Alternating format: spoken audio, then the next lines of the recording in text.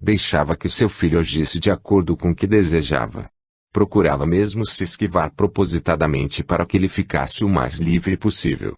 Quando via Qiang em companhia dos seus recentes amigos, afastava-se e ia sentar-se de modo que pudesse observar todas as atitudes do filho. Era impressionante a fisionomia de Tung ao olhar de longe Qiang. Quem visse aquele pequeno chinês, de olhar compassivo e triste, não podia avaliar a tortura de sua alma sofredora. Nunca mais perguntou a Qiang o que conversava com os amigos, e não o repreendeu jamais quando voltava a altas horas da noite. Só fazia observar e analisar todos os seus gestos e atitudes, como procurando sondar aquele despontar violento para as delícias da vida, e reconhecer que seu filho procuraria sorver, com ímpetos fortes e desorientados, todas as emoções que eram dadas a sentir aos homens do temperamento de Qiang. Tinha certeza que ele iria buscar em todas as fontes de prazer, desde os mínimos detalhes até o auge supremo e alucinante da sensação máxima que poderia desejar. Fechava os olhos e via Qiang pelo prisma claro e positivo em que ele se retratava, na realidade sincera do que seria o seu filho quando na posse integral de todos os seus atos e de todas as suas energias. Baixava a cabeça grisalha e se entregava à verdade e à concepção real da certeza de que não poderia nunca conter a avalanche forte e impetuosa do caráter e do temperamento excepcionalmente raro do jovem. Tentava Tung fazer planos para o futuro, porém, debalde. Não era mais aquele homem decidido e intrépido, que tinha resoluções fáceis e sabia rapidamente resolver os seus intrincados problemas. Reconhecia que só era forte quando a vida lhe proporcionava meios fáceis, quando ainda não tinha sido atingido por uma grande dor. Até então a vida lhe tinha sido benévola, pois nascido na riqueza, e tendo vivido fartamente, nunca experimentou e nem teve oportunidade para enfrentar realmente um grande problema, e ter, então, certeza que era capaz de resolvê-lo com coragem e destemor. Muito jovem, Tung teve, certa ocasião, oportunidade de ver, numa das ruas da grande cidade de Cantão, um grupo numeroso de leprosos, que, qual um rebanho de pacientes ovelhas, se dirigiam para o lugar reservado àqueles infelizes e desgraçados seres atingidos pela moléstia medonha e repelente. Foi casualmente rápido esse encontro, mesmo assim ficou por longo tempo gravado na sua retina, e ele não mais podia esquecer o semblante horrível daqueles monstros disformes. Tempos depois, já casado, percorrendo o vasto parque da sua rica habitação e, lembrando-se dos leprosos, não podia imaginar que, na sua própria casa, a sua esposa já era uma leprosa e que ele, mais tarde, seria também atingido pela moléstia traiçoeira e cruel. Nesses momentos, pensava que só um caminho existia para quem sofria dessa doença, o suicídio. Entretanto, agora que tinha certeza que era um leproso, lhe faltava coragem para executar o que tão fácil julgava. Comprimindo fortemente a cabeça, pensava, mas como lhe adquiriu esta moléstia? Creio que nunca vi um leproso. Como foi, pois, atingida? A minha deve ter vindo dela, que viveu muitos anos em plena união com todos.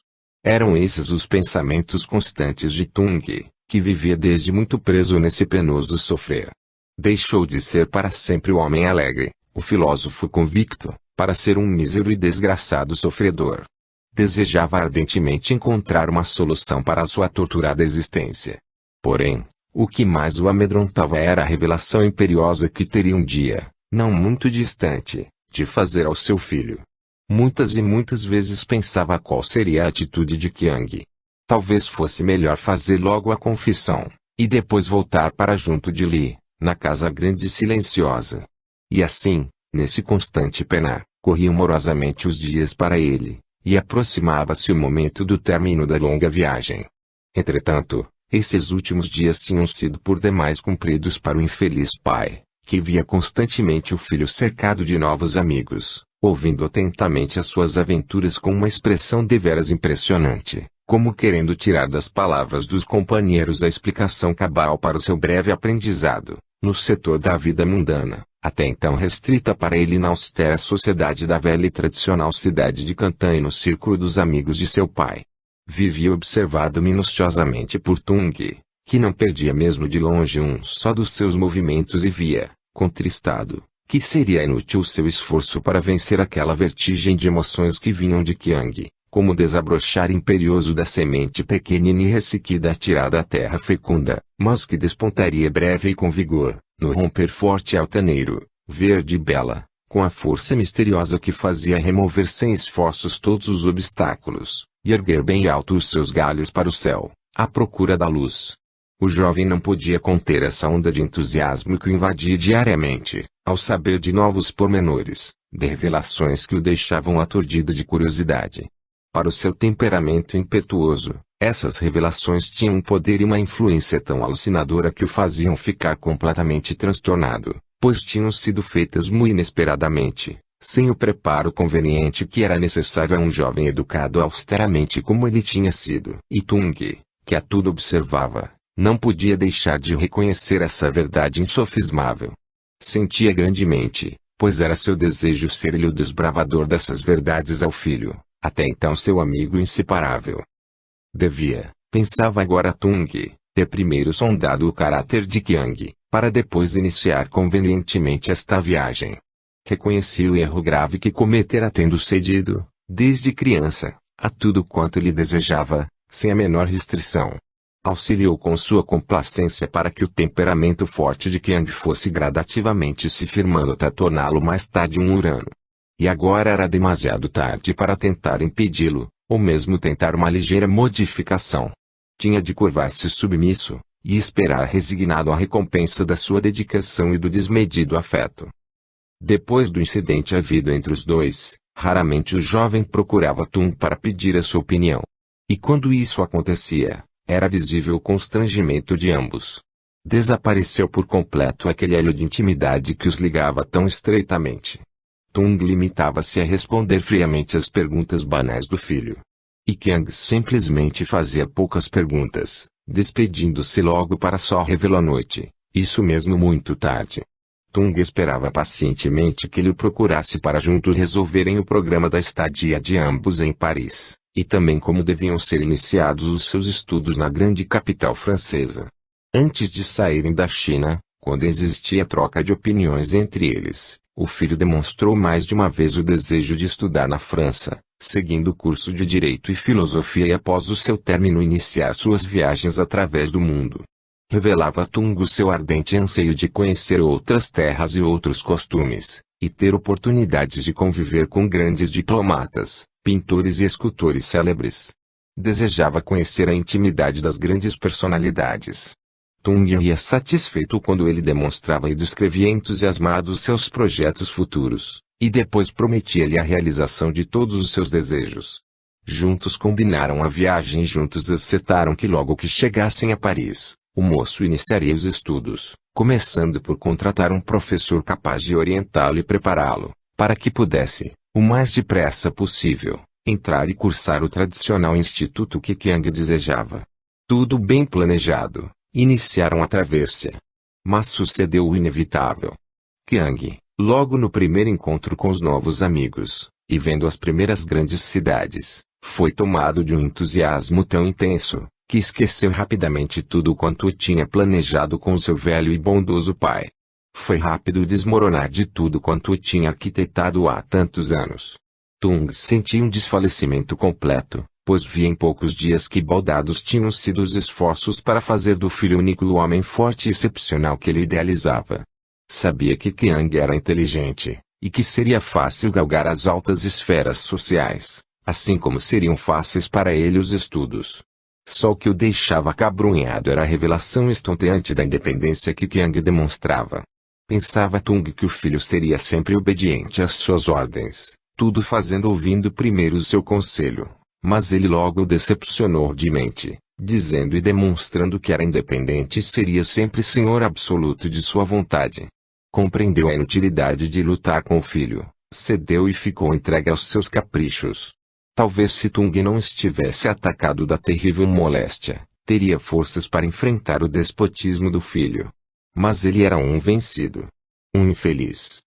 Certa tarde estava Tung sozinho, sentado, olhos fechados, quando sentiu que mãos fortes batiam nos seus ombros. Abriu rapidamente os olhos e deparou com Qiang sorridente ao seu lado. Era uma tarde cinzenta e amena, o céu de um azul forte sem o enfeite de uma só nuvem, e do mar, também azul e calmo, chegava de leve o barulho das ondas. Nenhum passageiro estava admirando a tarde, que era deveras triste e sombria. Sentindo a mão de Qiang pousar-lhe no ombro, ele ficou surpreso, pois há muitos dias que o seu filho não o procurava. Foi o jovem quem primeiro falou. Meu pai, desejo conversar amigavelmente com você, quero organizar os planos para nossa estadia em Paris. Faltam poucos dias e ainda não resolvemos como devemos fazer logo que tenhamos chegado. Tung respondeu, calmamente, estava esperando que viesse me procurar para dizer o que deseja. Estou pronto para satisfazê-lo em tudo. Naturalmente já tenho seus planos e pode contar com o meu auxílio em tudo quanto for necessário.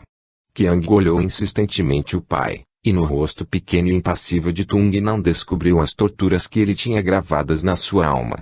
Ele continuou o exame como procurando encontrar no olhar do pai qualquer início de revolta, mas Tung nada demonstrou e o moço encontrou, na sua impassibilidade, uma barreira forte, que não deixou margem para os seus interrogatórios. Calado ficou Qiang algum tempo, fitando demoradamente seu pai, que parecia não ver os olhares insistentes do filho, procurando fixar seus olhos no horizonte longínquo, evitando desse modo encarar o filho sentado bem junto dele. Aproveitava Qiang para analisá-lo melhor, sondando com seu olhar forte e persistente a fisionomia triste e abatida de Tung. Não podia deixar de reconhecer, depois de longo exame, que seu pai estava seriamente doente, e que no seu rosto pálido se via nitidamente que lhe encobria uma profunda e dolorida mágoa. Tentou mais uma vez interrogá-lo, mas foi baldado o seu esforço.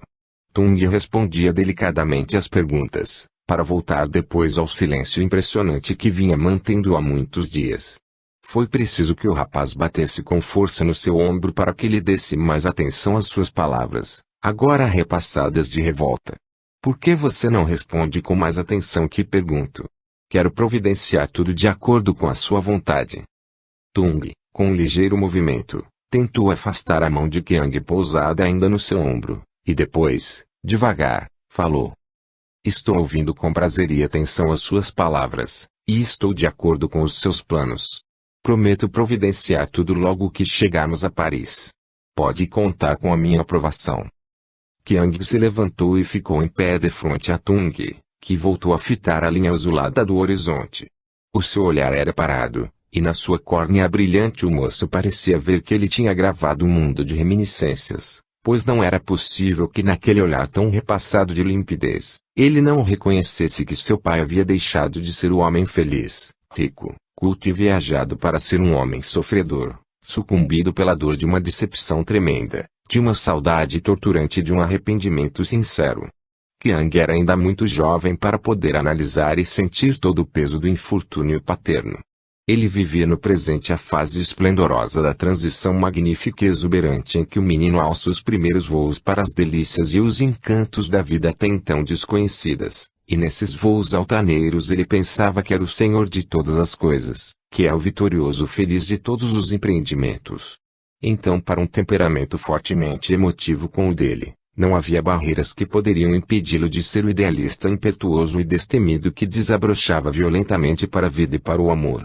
Fitando o velho pai, sentado, de olhos tristes em contemplação silenciosa e resignada, em vez de sentir piedade e ternura, ficou exasperado e revoltado com o indiferentismo com que ele ouvia suas pretensões.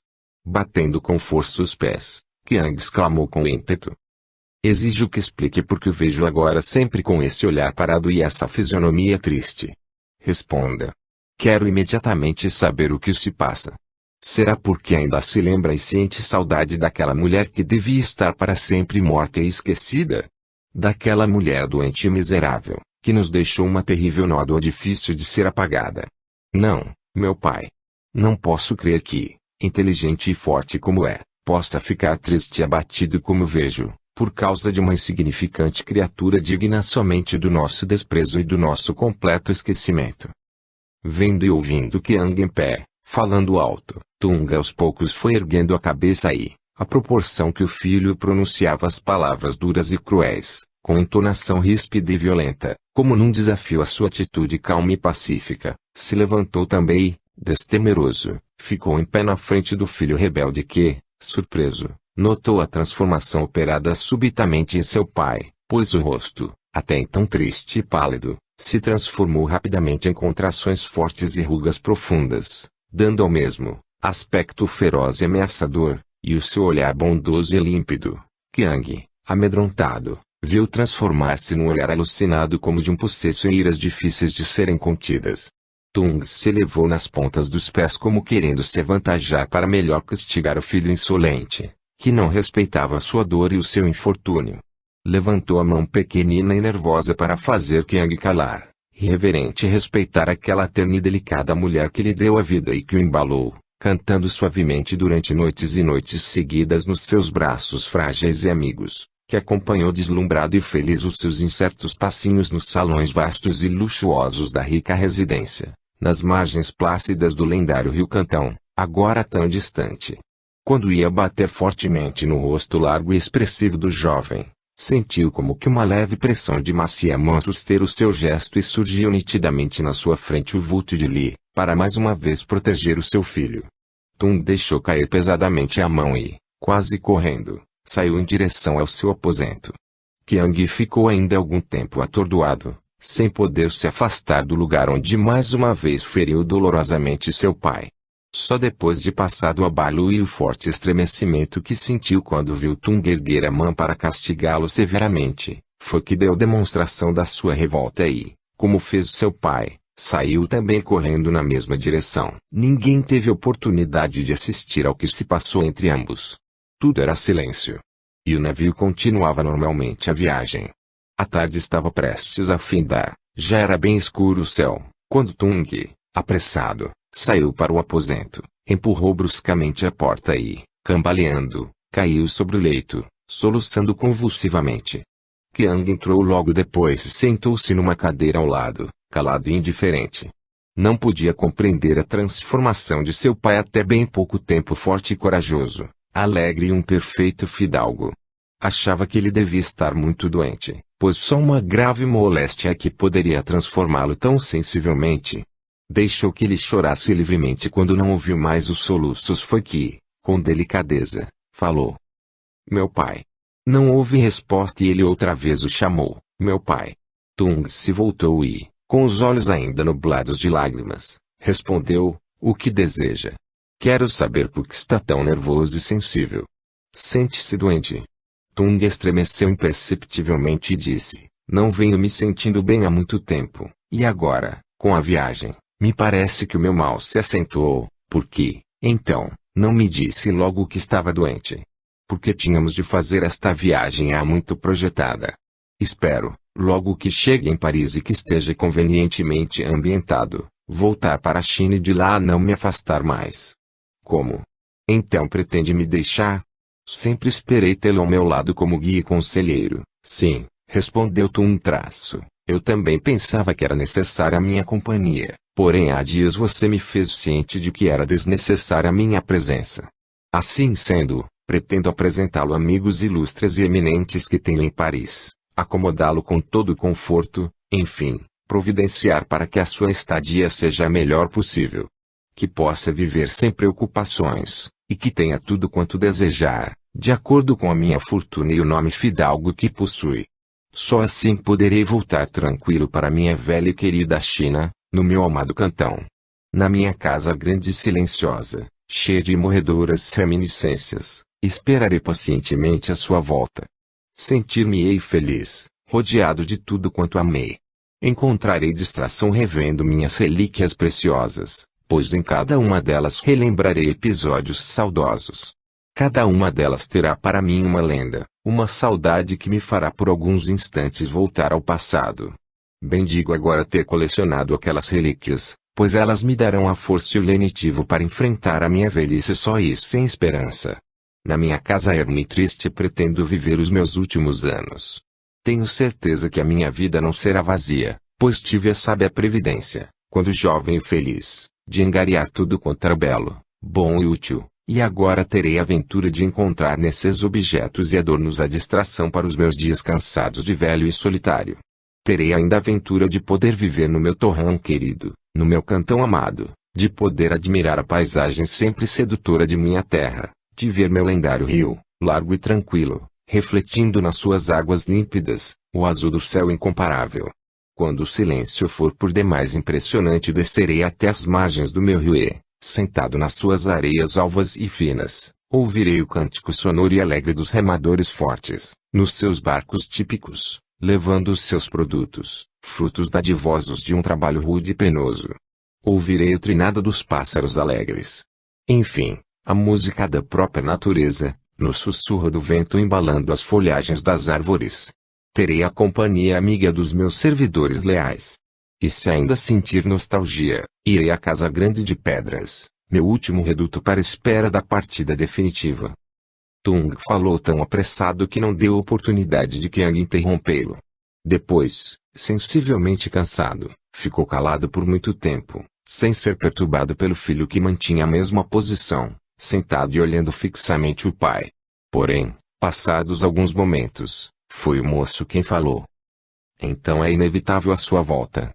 Sim, foi a resposta de Tung. Tenho confiança que você poderá viver em Paris muito bem sem a minha presença, e quando tiver de iniciar as suas viagens, já terá adquirido o necessário conhecimento, e para que, sozinho e mais livremente, possa percorrer todos os países que desejar. Qiang sentiu que era inútil tentar fazer reviver a antiga intimidade que existia entre eles. Seu pai era muito sensível para poder esquecer rapidamente uma decepção sofrida. O rapaz compreendeu que perdera o melhor e o mais sábio dos amigos, mas, dotado de um temperamento muito forte e de um desmedido orgulho, nem mesmo para com seu bondoso pai teve o gesto humilde e complacente de pedir perdão pela sua atitude irreverente, pelas palavras cheias de desdém, pelo seu imperdoável indiferentismo à dor imensa em que vivia imerso seu pai, assim como pelo infortúnio de sua mãe, que ele sabia, vivia prisioneira por sua causa, num frio e oculto subterrâneo. Qiang era um desalmado e perverso. Limitou-se em dizer a Tung que seria capaz, conforme ele dizia, de viver independente, precisando somente que ele lhe desse o necessário para enfrentar folgadamente a vida. Tung sentou-se com voz pausada e respondeu, já lhe disse e prometi que terá tudo quanto desejar. Agora, peço que me deixe só, preciso descansar, estou fatigado e quero ficar completamente isolado. Qiang saiu imediatamente e foi sentar-se no mesmo banco onde estivera há poucos instantes conversando com o seu progenitor. Cabisbaixo, entregue aos seus pensamentos, ficou muito tempo, até que, com um rápido movimento, levantou-se e foi recostar-se a uma coluna, olhando o mar calmo, perdido no turbilhão das suas ideias confusas. Queria poder coordenar melhor os planos para o futuro que se apresentava cheio de surpresas, pois calculava muito o que teria de ver e admirar na grande capital onde iria ficar por longo tempo.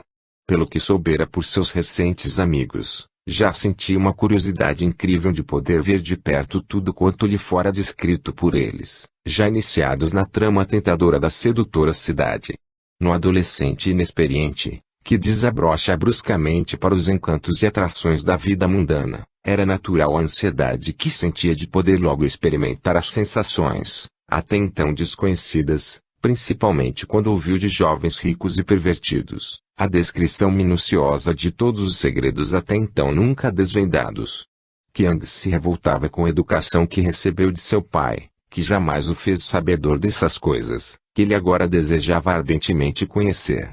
Nas conversações que manteve com os jovens companheiros de viagens, sentiu-se de tal maneira humilhado com a sua ignorância, atribuído unicamente à educação austera que recebera de Tung, que sentiu grande alívio quando ele lhe participou que não o acompanharia mais.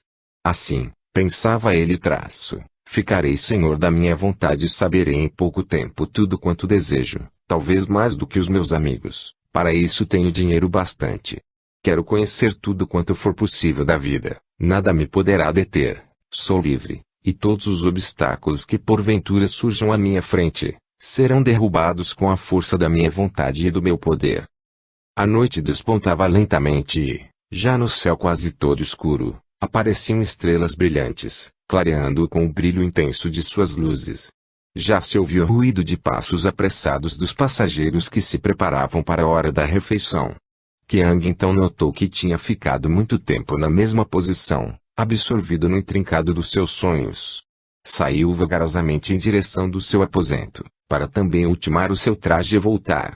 Quando abriu devagar a porta, sobressaltou-se não vendo Tung no mesmo. Quis ainda recuar e voltar à sua procura, mas se lembrou do que ocorrera à tarde e desistiu. É conveniente evitar o encontro para que a cena não se repita. Já resolvi o que devo fazer e nada mais me deterá, meditou. Cuidadosamente se vestiu, e, pronto, procurou o grande espelho para ver se estava correto o seu traje, e foi com satisfação que constatou que era na realidade um belo jovem. Elegantemente trajado, com os cabelos negros e sedosos bem penteados, os olhos de uma tonalidade rara, de olhar sedutor e enérgico, ereto na atitude arrogante, Qiang era um magnífico e raro tipo de chinês. Contente, saiu para logo encontrar os amigos que estavam à sua espera. Foi recebido com demonstrações entusiásticas, devido à sua esplêndida aparência. Depois, todos reunidos, conversando animadamente, se dirigiram ao salão onde já vinham os acordes de uma orquestra pronta para deliciá-los com músicas selecionadas e belas até altas horas da noite. Estava prestes a findar a viagem, e eles queriam aproveitar da melhor forma possível esses últimos dias. Tinham organizado diversos programas de divertimentos, todos repletos de interessantes atrações, para preencher todos os dias restantes. Fim da refeição, juntos ainda foram para um recanto do salão, onde, bebendo e ouvindo música, cada um contava uma das suas aventuras românticas passadas em diversas cidades do mundo, pois todos eles eram jovens ricos, viajados e pertencentes a famílias nobres. Vinham de uma viagem à China, país até então desconhecido de todos, e voltavam maravilhados com o que viram e com o encanto e pureza da mulher chinesa. Qiang, envergonhado, pois era o único entre eles que nada tinha para contar, nenhuma só conquista, nenhuma só viagem, não conhecia outra cidade além do seu cantão. Era também o mais jovem e todos prometiam, logo que chegassem a Paris, proporcionar a ele momentos alegres com noitadas boêmias, onde ele poderia iniciar com êxito a sua entrada nos círculos elegantes da sociedade francesa. Portanto, não fique decepcionado, pois brevemente estará engolfado no turbilhão alucinante da fascinante capital, e preso pelos seus tentáculos gigantes, diziam rindo os jovens. Ao longe, Tung via o filho elegantemente vestido entre os amigos, rindo alto, bebendo, demonstrando toda a alegria que transbordava de sua alma. No salão fartamente iluminado, todos demonstravam satisfação pelo término da viagem, já tão demorada. Poucos dias faltavam e era com alegria que todos desejavam chegar, apesar de a viagem ter sido divertida e interessante. Muito tarde foi que Qiang voltou para o quarto depois de uma noite de prazer. Tung viu quando ele entrou e logo mais ouviu o seu ressonar tranquilo, porém ele não pôde conciliar o sono. Passou todo o resto da noite pensando como deveria fazer logo que chegasse a Paris. Só pela manhã, quando o sol já aparecia no horizonte além, foi que ele, cansado, conseguiu dormir, mesmo assim para sonhar e acordar rapidamente, assustado e trêmulo. Mas olhando para o leito do filho viu que ele ainda não tinha despertado. Continuava a dormir calmamente. Feliz. Muito feliz. 5. Importantes reencontros em Paris. Finalmente, depois de muitos dias de viagem, chegaram a Paris. Tung, exausto, abatido e doente. Qiang, forte, alegre e cheio de esperanças, tendo na mente exaltada os mais loucos pensamentos. Já bastante conhecedor da grande capital, foi com desembaraço que Tung deu os primeiros passos para a instalação confortável do filho. Não deixou de causar admiração ao jovem a facilidade com que seu pai tudo resolvia, como um perfeito conhecedor de todos os costumes franceses, assim como lhe surpreendeu ver a grande admiração e respeito com que ele era recebido nas mais cultas e renomadas sociedades e institutos célebres. Qiang, ao seu lado, ouvia atento Tung falar como se fosse, na realidade, um autêntico francês.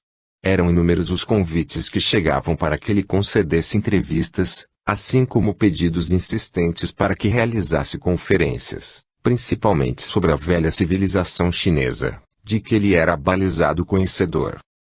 Os dias corriam velozmente, pois eram tantos os assuntos a resolver que não deixavam nenhum instante de folga para o descanso necessário, só mesmo à noite é que podiam repousar. O moço, junto ao progenitor, sentia profundamente quanto era necessário ainda estudar, não para se igualar à cultura imensa e profunda de Tung, mas poder ao menos aproximar-se. Estava constantemente pedindo a ele que lhe ensinasse, porque pouco conhecia do idioma francês e sentia grande dificuldade, temendo sair só e não querendo pedir aos amigos. Queria parecer a eles que era realmente instruído. Tung continuava a tratá-lo com toda a atenção, porém sem aquela demonstração de afeto com que ele o tratava desde criança. Atendia a todos os seus pedidos, e queria que ele manifestasse com sinceridade o que desejava. Quero fazer, dizia Tung, tudo conforme sua vontade, pode expor os seus planos.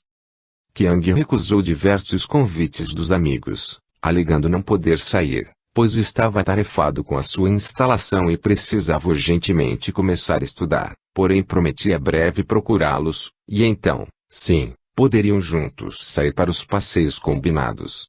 Tung ouvia Qiang desculpar-se perante os companheiros, e sorria, admirado do poder de dissimulação do filho que, assim fazendo, dava tempo para que pudesse ambientar-se melhor e então aparecer com mais desembaraço perante os amigos.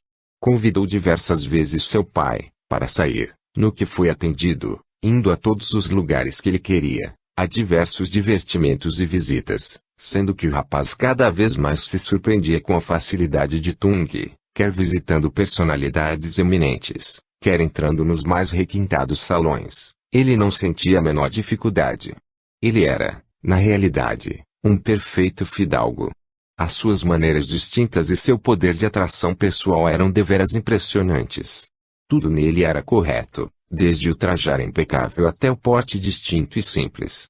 Então, quando conversava, trazia todos presos à magia das suas palavras. Conhecedor abalizado de todos os assuntos, era um prazer ouvir as descrições feitas por ele, principalmente das suas viagens aos pontos mais exóticos e afastados. Em tudo ele demonstrava uma cultura invulgar, mas quando falava sobre a China, ele se transformava completamente, como querendo que as suas palavras pudessem transmitir o mais claro possível todo o esplendor, toda a grandeza e todo o valor da pátria imensa, salpicada das mais positivas provas de heroísmo dos seus filhos diletos e abnegados. Tung sabia contar, repassado do mais entranhado entusiasmo, toda a história da China, como a patriarca venerável de todas as nações do mundo. Sentia-se, ouvindo as suas palavras empolgantes, o contágio do seu entusiasmo. Convidado por uma renomada instituição literária para fazer uma conferência no salão do tradicional Centro de Cultura, ele quis recusar, no que foi impedido por Qiang, que assim fazia não por admirar o valor real de seu pai, mas por vaidade de poder aparecer como o filho de um homem tão culto e admirado. Tung compreendeu a atitude do filho, e mais uma vez, para satisfazê-lo e protegê-lo, acedeu ao atencioso convite. Foi uma noite de gala-recepção ao ilustre chinês, que com a sua presença honrava a sociedade francesa, proporcionando a mesmo momentos de incomparável beleza, ouvindo as suas palavras repassadas do mais requintado encanto e do mais profundo valor. A satisfação de Qiang chegou ao apogeu quando, em companhia do pai, penetrou no austero e tradicional instituto, sendo ambos recebidos com as mais tocantes provas de entusiasmo e veneração pela culta e fidalga assistência que se comprimia para ouvir mais uma vez as palavras do chinês talentoso que os distinguia com a sua presença cativante e altamente honrosa. No salão iluminado e florido, ao centro, numa grande e antiga cadeira, Tung tomou assento, para dar início à sua palestra. Porém, antes de começar, pediu permissão para, ousadamente, num capricho de pai, apresentar a todos os amigos e admiradores o seu único filho, que vinha da China distante, aurir nas fontes incomparáveis da civilização francesa, todo o esplendor e todo o valor da sua cultura imensa e admirável. A esses amigos bondosos que o recebiam com tão gratas demonstrações de benevolência, tinha, no momento, a suprema coragem de apresentar seu filho Qiang Fu. Levantando-se e tomando Qiang pela mão, da cadeira distante onde estava sentado, o trouxe para junto dele. Uma grande e prolongada salva de palmas reboou, quando Tung, em pé, apresentou Qiang, pálido e nervoso. Enquanto pai e filho recebiam no aristocrático salão da capital francesa os mais efusivos aplausos da assistência seleta, que os recebia nesse momento inovidável, em que Tung, ao lado do jovem, era aplaudido com delírio, ele, comovido, deixou que seu pensamento pairasse muito além, num pequenino pedaço do seu cantão distante, numa sombria casa de pedras, onde entreviu, como num sonho, o vulto delicado de uma linda chinesa, pequenina e frágil, qual uma preciosa estatueta de inestimável valor, sentada silenciosa numa úmida cela, tendo unicamente para consolo da sua solidão o estreito vão de uma minúscula janela, onde ela podia mirar um pedacinho do céu azul. Era, entretanto, essa mulher, a bondosa companheira dos seus dias felizes, da mocidade longínqua, e a mãe admirável e terna do seu filho adorado. Foi essa mesma pequenina e frágil mulher chinesa, vislumbrada agora nas brumas da sua sentida recordação, que lhe proporcionou os momentos mais felizes da sua vida, dando-lhe a satisfação de conhecer todas as emoções e todos os êxtases que um homem pode desejar de mais sublime para o prazer de seu ser, sempre insatisfeito e egoísta. Era essa mulher que ele agora entrevia, ofuscado pelas múltiplas luzes do salão parisiense, a mesma que ele e seu filho, como recompensa de tudo quanto de bom receberam dela, enclausuraram sem piedade, para depois fazê-la passar como morta. Mas ela ressurgia sempre na consciência de ambos, como um dardo penetrante, para fazê-los reconhecer o erro tremendo que cometeram. Para fazê-los sentir quanto foram ingratos, sem nunca proferir uma só palavra de revolta, sem um só gesto de protesto, lhe fez com que ele, Tung, nunca mais pudesse apagar da sua mente a hediondez do ato que praticara. Assim seria sempre para ele um recapitular constante dessa passagem horrível da sua atribulada existência. Mesmo tentando, num esforço inaudito, seria debalde conseguir esquecer essa visão que o torturava constantemente, pois jamais poderia apagar da sua vida essa mancha escura que ele voluntariamente deixou cair nas páginas do livro da sua existência. Tinha gravada, com letras incandescentes no seu coração, a história de Li. Quando terminaram os últimos aplausos, Qiang voltou para o mesmo lugar e Tung deu início à palestra, debaixo do mais absoluto silêncio. Todos atentos, ouvindo-lhe as palavras sábias e ricas de expressões, não podiam imaginar que o seu coração nesse instante estava profundamente ferido. Na impassibilidade do seu rosto e do seu olhar, ninguém descobriria um só traço que demonstrasse as torturas cruéis em que vivia imerso. Só o seu filho é que, de longe, num exame minucioso, compreendia o esforço supremo que ele fazia para ocultar as mágoas e as dores que sofria. Qiang ainda ignorava que seu pai estava doente, e não sabia que ele, não muito depois, teria de lhe fazer a mais terrível das revelações. Quem visse Tung, falando a uma assistência tão fina e elegante, não podia imaginar que esse homem forte já tinha sido atingido pela mais tremenda das moléstias, que o faria, não muito longe, ser repelido com horror por todos, que seria esquecido totalmente, que seria banido como um ser repelente. Ele, Tung, compreendia isso e pelo muito que ainda queria ao filho, desejava aproveitar os derradeiros dias em que podia disfarçar a sua desdita, e dar a ele o último testemunho da sua dedicação, não só os anos seguidos em que acumulou uma fortuna sólida para ele, como também se esforçou para galgar todos os degraus da fama e do prestígio, que, deixando de aureolar o seu nome, pudesse passar a fulgurar na fronte de Qiang.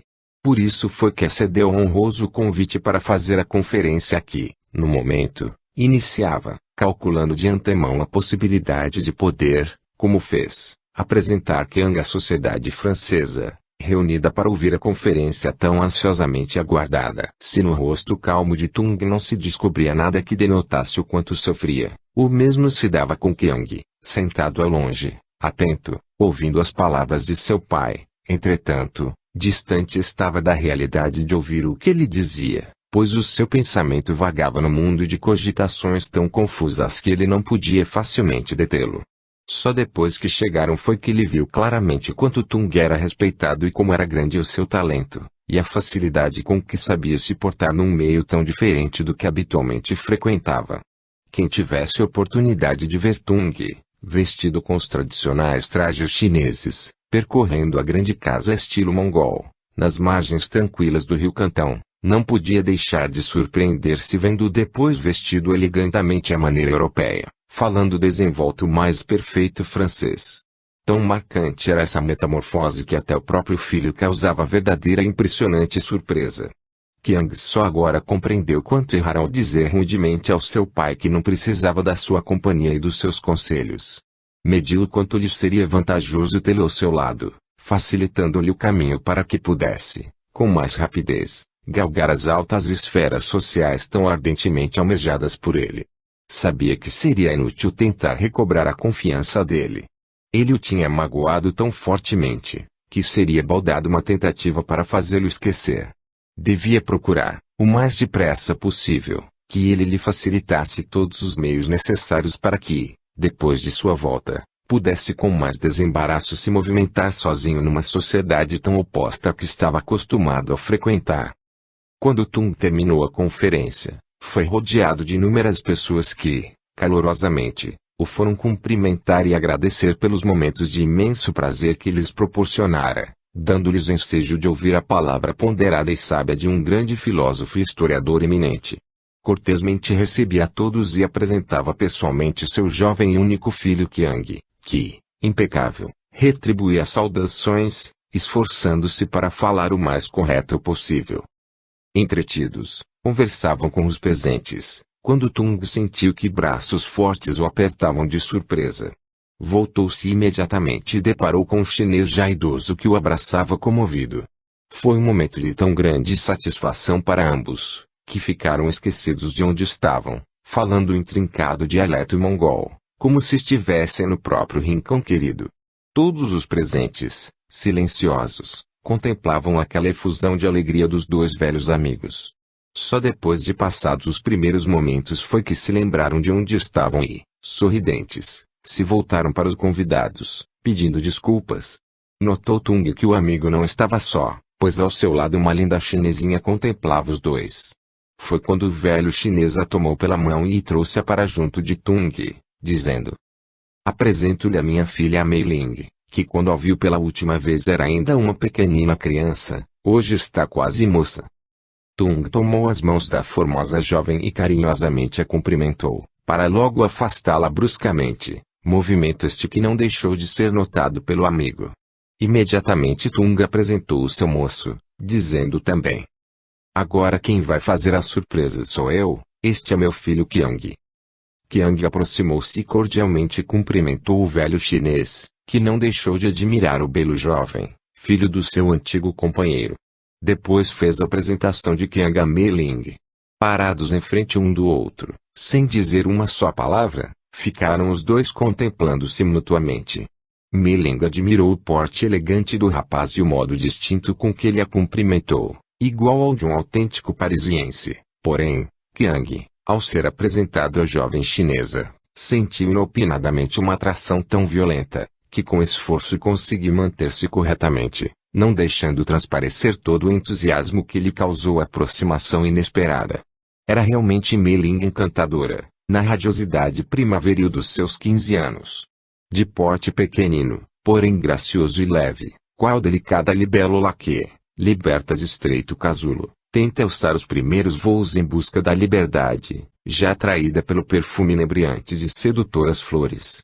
Assim, Mei Ling, mimosa florzinha transportada da China distante para a entontecedora capital francesa, era para Qiang, também no despertar violento da vida, uma tentação irresistível. Mudo, analisa meticulosamente a beleza impressionante da chinesinha que, embaraçada, estava parada junto dele. Reconheceu que ela era um verdadeiro tipo de beleza. Tudo em Mei Ling era perfeito, porém o que mais o impressionou foram os seus olhos oblíquos, desmesuradamente brilhantes e sedutores, e quando ela os fixou demoradamente, eles ficaram como que parados qual um feixe de luz resplandecente, iluminando seu rosto e dando ao mesmo uma expressão estranha e atraente. Qiang sentiu que ela ficaria para sempre no seu coração, pois desde o momento em que a viu junto de si não pôde deixar de sentir que a jovem era, na realidade, o tipo idealizado por ele. Outras mulheres poderiam cruzar na sua vida, mas Mei Ling nunca seria igualada. Naquele mesmo instante ele, com todo o seu poder de vontade, determinou que ela lhe pertenceria. Quando Tung e seu amigo se voltaram e viram os dois jovens juntos, conversando alegres, sorriram satisfeitos. Depois os quatro saíram, sendo que Meling e o pai foram atenciosamente acompanhá-los ao local onde se hospedavam. Tiangue era um distinto chinês que há muitos anos residia em Paris, sendo que Meling, sua última filha, veio para a França com poucos meses, não conhecendo portanto sua verdadeira pátria. Como Tung, Tiangue era também natural de Cantão e foram muito amigos, desde a infância. Juntos fizeram inúmeras viagens pelo mundo, pois Tiangue era muito rico. Casaram-se quase na mesma ocasião, e a senhora Pei era uma chinesa muito distinta, não tendo porém a beleza de Li. Amigas sinceras, foi para Li uma imensa tristeza quando Nai deixou definitivamente Cantão. Os seus múltiplos negócios motivaram a resolução de Tiangue em deixar sua pátria, encontrando na França grandes possibilidades que não lhe eram fáceis na China. Além de Meling, tinha Tiangue mais 2 filhos, que estudavam no mesmo instituto onde Qiang pretendia também se matricular. Tung sempre encontrou no velho companheiro um verdadeiro amigo, mas como ele tinha deixado de vir há muitos anos a Paris e agora, chegando, não o tendo procurado imediatamente, Tiangue quis lhe fazer uma surpresa indo assistir à sua anunciada conferência. Convidou Meling e, juntos, foram à procura do amigo querido. Quando voltou, lembrou-se de que Tung não dissera uma só palavra sobre Li. E ele, na confusão do momento, imperdoavelmente, não tinha também lhe perguntado. Meling, que era uma filha extremosa, surpreendeu-se com a atitude de Tung e de Qiang, demonstrando sinceramente a seu pai que eles não foram corretos assim fazendo. Tiangue notou isso, mas desculpando o amigo, disse que, naturalmente, fora devido exclusivamente ao momento, um tanto tumultuado. Quando chegaram foi a primeira pergunta de Nai. Como passa minha amiga Li? Tiangue, embaraçado, não soube como responder. Nai insistiu e ele, atrapalhado, tentou explicar à esposa que, devido ao grande número de pessoas em volta de Tung, não teve oportunidade de fazer certas perguntas, no que ela o reprovou severamente, dizendo que era imperdoável o procedimento dele para com a Li, amiga dedicada que sempre foi de ambos. Mas calma, perguntou outras coisas, e o esposo, então, contou que Tung veio trazer o filho para estudar em Paris. Com entusiasmo, descreveu Qiang para Nai, participando que ele e seu pai viriam em breve visitá-los. Meling, sentada ao lado, ouvia tudo quanto seu pai contava. E veio então na sua mente o vulto de Qiang, e sentiu que ele lhe deixara forte impressão. Tentou afastar o pensamento do jovem chinês, mas não conseguiu. Ao mesmo tempo, ficou surpreendida de ele também não ter dito uma só palavra a respeito de sua mãe, ausente sozinha na pátria distante e, voltando-se para Nai, pediu. Conte-me como a sua amiga Li. Nai voltou-se, ao ouvir da filha fazendo uma pergunta tão inesperada, e a interrogou. Por que deseja saber como é minha amiga Li? Curiosidade, simplesmente. Ela é uma chinesa e tudo quanto se refere à minha pátria gosto de saber. Nai sorriu bondosamente e contou à sua filha. Li é de uma rara beleza, difícil de ser encontrada, além disso, de uma bondade incalculável. Delicada e simples, atrai irresistivelmente. Não posso compreender como Tung, tão inteligente, viajado, culto, admirador do belo, não tenha por sua esposa verdadeira admiração. Nunca viajou com ela, o que me surpreende, pois tenho certeza que lhe despertaria, em qualquer sociedade, grande entusiasmo pela sua beleza impressionante. Quando deixei Cantão, Qiang era bem pequenino, e lhe tinha pelo único filho uma idolatria sem par. Estou ansiosa para que Tung venha logo nos visitar e possa dar notícias detalhadas dela. Meling ouviu atenta tudo quanto Nai contou e, mais uma vez, reprovou a atitude, principalmente de Qiang. Ficando a sós com Tung, Qiang deu expansão ao seu entusiasmo pela beleza de Meling. Sentado em frente ao pai que, exausto pelo esforço desprendido, estava deitado, o crivou de perguntas. Por que não procurou há mais tempo Tiangue, seu velho amigo? Pretendia, logo que estivesse mais descansado, fazer-lhe uma surpresa. Por que você nunca falou de sua filha Meling? Tung olhou demoradamente seu filho e, com um leve sorriso, respondeu. Queria, mais uma vez, lhe proporcionar uma bela surpresa. Qiang olhou para o pai, que continuou deitado, tendo fechado os olhos. Porém, O moço não levou isso em consideração e, ansioso, continuou a interrogá-lo insistentemente. Você sempre foi amigo de Chen? Sim, respondeu Tung. Qiang ficou por alguns instantes calado e foi então que Tung, abrindo ligeiramente os olhos, viu o filho com uma fisionomia sombria, demonstrando que um pensamento forte o perturbava muito, porém não quis interrogá-lo, ficando à espera de que ele voltasse a conversar outra vez. Momentos passados, Qiang bruscamente perguntou-lhe. A mãe de Mei Ling era também amiga de minha mãe.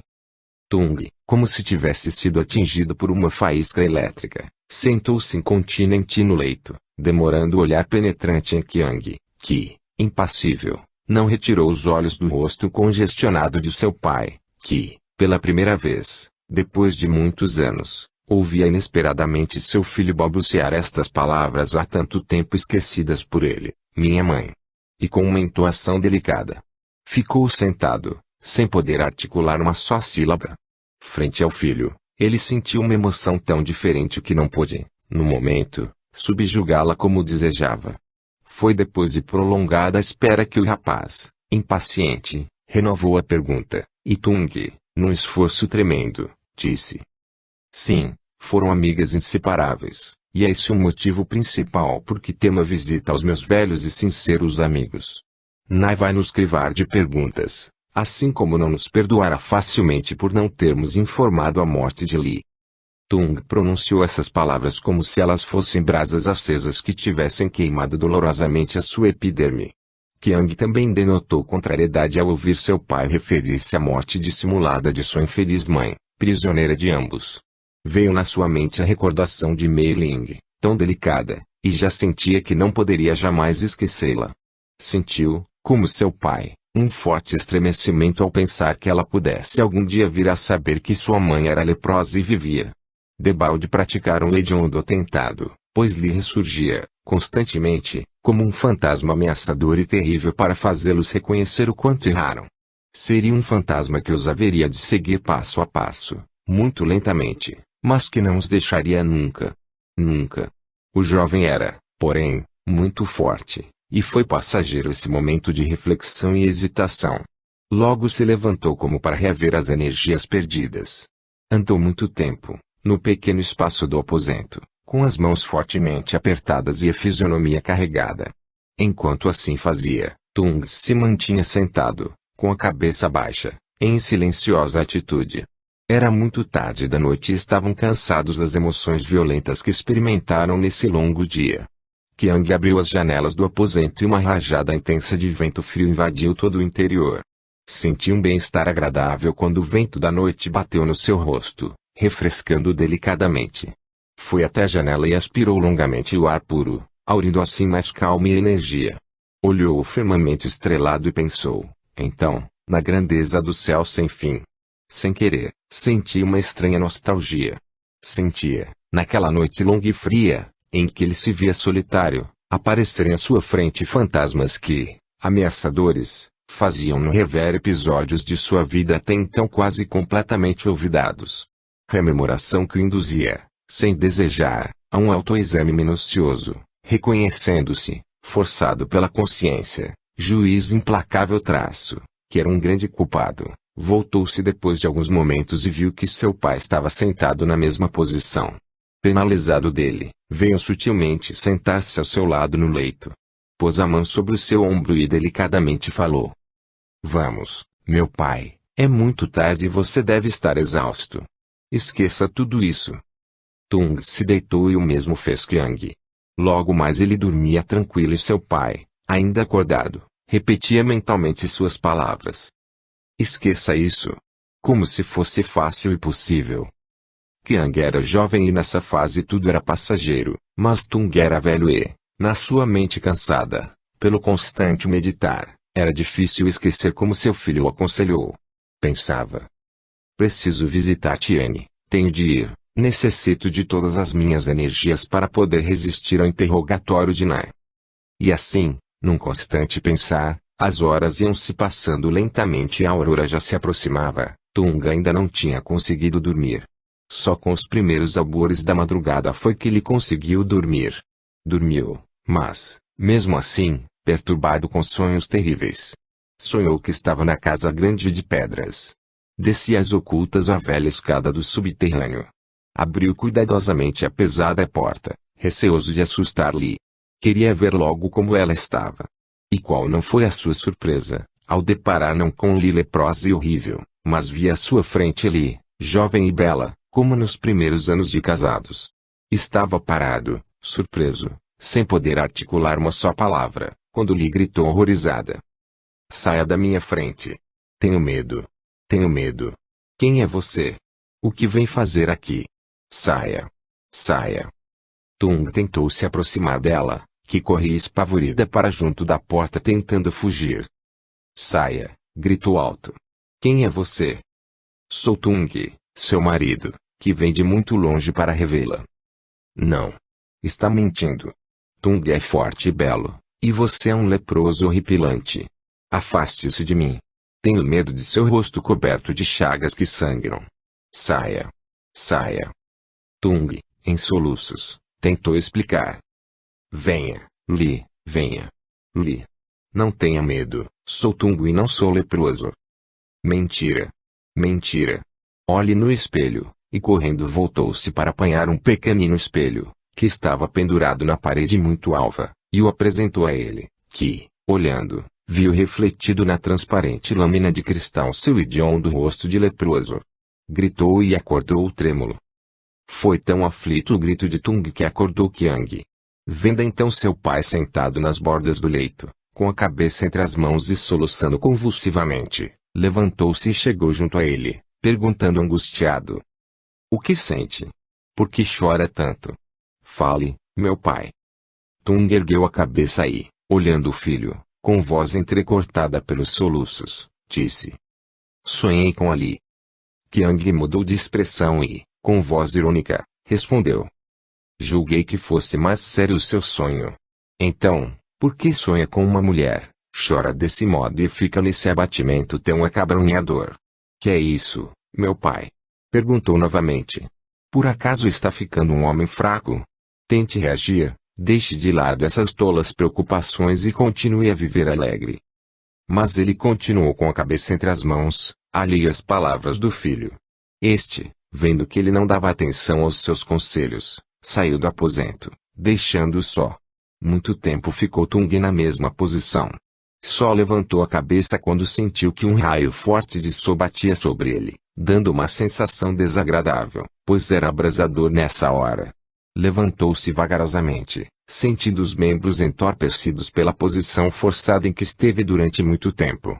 Com dificuldade, conseguiu dar os primeiros passos, indo até a janela, que estava aberta, e se debruçou, olhando indiferente o movimento intenso da larga rua, que nesse instante já era grande.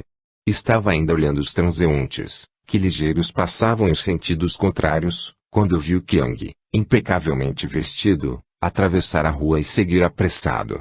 Vendo ao longe o filho, observou-o até perdê-lo completamente de vista. Depois que voltou, foi sentar-se na cadeira em que Qiang costumava ficar. Outra vez deixou que seu pensamento vagasse alheio a tudo, só pensava em Li. Era impossível esquecê-la. Sentia forte desejo de voltar breve para a China. Tung, em poucos dias, resolveu todos os seus problemas. E atendendo ainda a um pedido do filho acedeu a ir, antes de seguir para a China, com ele até a Itália, numa ligeira viagem de recreio, aproveitando também para apresentá-lo, como fez em Paris, a alguns dos seus velhos amigos italianos. Nesses dias em que ele, apressado, procurava organizar tudo para Qiang, de modo que ele não sentisse grande dificuldade quando estivesse só, pediu-lhe, certa tarde, quando ambos conversavam amistosamente. Qiang, agora que já providenciei tudo quanto você precisava, tenho um pedido a lhe fazer. Admirado, o moço olhou para ele, pois é muito que seu pai não falava com esse tom de voz, igual ao que tinha antes do incidente passado no navio. Alegre, respondeu. Pode pedir, meu pai. Estou ansioso por saber o que deseja. Tung demorou a fazer o pedido. Depois, quase com dificuldade, pediu. Quero que vá comigo à casa de um pintor, antigo amigo meu, e que pose em traje tipicamente chinês, para uma tela que desejo levar para a China. O rapaz deu uma grande gargalhada e disse: Meu pai, pensei que fosse mais sério o seu pedido. Porém, estou pronto a satisfazê-lo. Pode marcar o dia para o início e pedir ao seu amigo para apressar, pois muito breve, temos de ir à Itália. Logo no dia seguinte, Qiang começou a posar para o renomado pintor, que, com a maestria do seu genial talento,